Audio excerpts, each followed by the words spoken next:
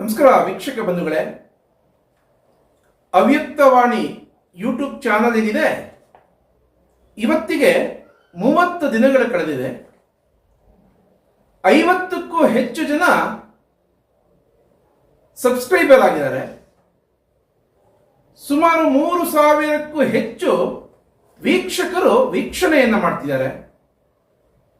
ಒಂದು ಇತಿಹಾಸವನ್ನು ಸೃಷ್ಟಿ ಮಾಡುವ ಹೆಜ್ಜೆಯನ್ನ ಮುಂದಿಡ್ತಾ ಹೋಗ್ತಿದೆ.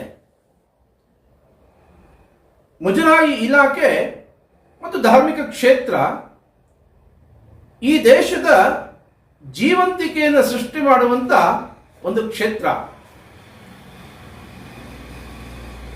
ಮುಜರಾಯಿ ಇಲಾಖೆಯಲ್ಲಿ ಅವ್ಯವಸ್ಥೆಗಳಾಗಬಾರದು.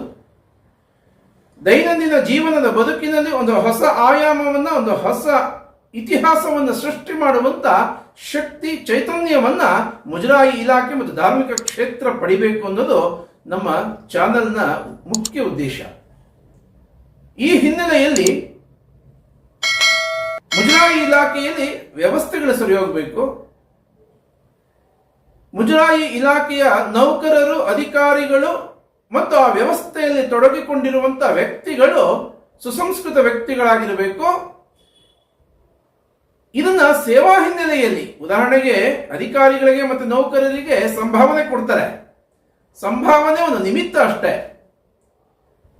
ಸೇವಾ ಹಿನ್ನೆಲೆಯಲ್ಲಿ ಕೆಲಸ ಮಾಡಬೇಕು. ಮನಸ್ಸಿನಲ್ಲಿ ಒಳ್ಳೆಯ ಭಾವನೆ ಇರಬೇಕು.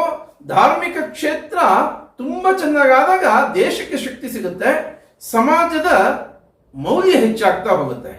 ಈ ಹಿನ್ನೆಲೆಯಲ್ಲಿ ಮುಜರಾಯಿ ಇಲಾಖೆಯ ವ್ಯವಸ್ಥೆಯನ್ನು ಸರಿ ಮಾಡೋದಕ್ಕೆ ಹೆಚ್ಚು ಹೆಚ್ಚು ಜನ ಇದನ್ನು ವೀಕ್ಷಣೆ ಮಾಡಬೇಕು. ಮತ್ತೆ ಅಲ್ಲಿರುವಂತ ಅವ್ಯವಸ್ಥೆಗಳನ್ನ ನಮ್ಮ ಕಣ್ಮುಂದೆ ಇಡುವಂತದ್ದು, ಅದಕ್ಕೆ ಉತ್ತರ ಸಿಗುವ ರೀತಿಯಲ್ಲಿ ತುಂಬಾ ಸಂದರ್ಭದಲ್ಲಿ ಸ್ವಲ್ಪ ಕಠೋರವಾಗಿ ಮಾತಾಡಬೇಕಾಗತ್ತೆ. ಏಕೆಂದ್ರೆ ವ್ಯವಸ್ಥೆಯ ಅವ್ಯವಸ್ಥೆಗಳು ಸಾಕಷ್ಟು ತಳ ಊರಿದೆ. ಅದನ್ನು ಸರಿ ಮಾಡಬೇಕು. ಸರಿ ಹೋಗುತ್ತೆ, ಸ್ವಲ್ಪ ಸಮಯ ತಗೊಳುತ್ತೆ. ಹೆಚ್ಚು ಬೇರೂರಿರೋದ್ರಿಂದ ಸ್ವಲ್ಪ ಅವ್ಯವಸ್ಥೆಗಳಾಗಬಹುದು. ಅಂದ್ರೆ ಅದಕ್ಕೆ ಶಕ್ತಿ ಕೊಡುವಂತ ಒಂದು ವಾತಾವರಣ ಮುಜರಾಯಿ ಇಲಾಖೆಯಲ್ಲಿ ಇದೆ. ಒಳ್ಳೊಳ್ಳೆ ಅಧಿಕಾರಿಗಳು ಹೆಜ್ಜೆ ಇಡ್ತಾ ಹೋಗ್ತಿದ್ದಾರೆ.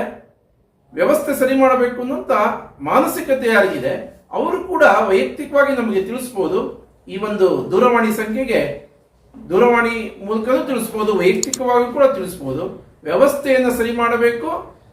ಮುಜರಾಯಿ ಇಲಾಖೆ ಮತ್ತು ಧಾರ್ಮಿಕ ಕ್ಷೇತ್ರ ಈ ದೇಶಕ್ಕೆ ಮಾದರಿಯಾಗಬೇಕು ಅನ್ನೋದು ನಮ್ಮ ಚಾನೆಲ್ನ ಮುಖ್ಯ ಉದ್ದೇಶ.